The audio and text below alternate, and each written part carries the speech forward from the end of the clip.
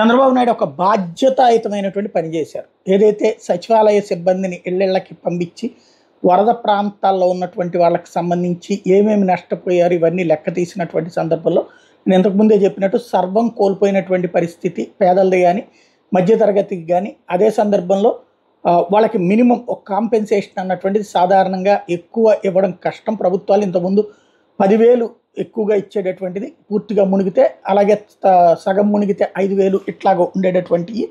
అది కూడా పాకలు ఇట్లాంటివి ఉన్నటువంటి వాళ్ళకి, బిల్డింగులు ఉన్నటువంటి వాళ్ళకి ఇచ్చేవాళ్ళు కాదు. అట్లాంటిది ఈ దఫా ఏదైతే విజయవాడలో 2.5-3 లక్షల మంది దాకా మునిగినటువంటి ప్లేస్లో మొదటి ఫ్లోర్ మునిగిపోయినటువంటి వాళ్ళకి 25,000 రూపాయలు, అలాగే రెండో ఫ్లోర్ మునిగినటువంటి వాళ్ళకి 10,000 రూపాయలు అన్నటువంటిది ప్రకటించినటువంటి విషయం తెలిసిందే. అయితే ఆ డబ్బులు వేస్తారా, నాయకుల చుట్టూ తిరగాల, లేకపోతే కనుక ఇదంటే గత 2-3 రోజుల నుంచి అక్కడ చూస్తున్నాం.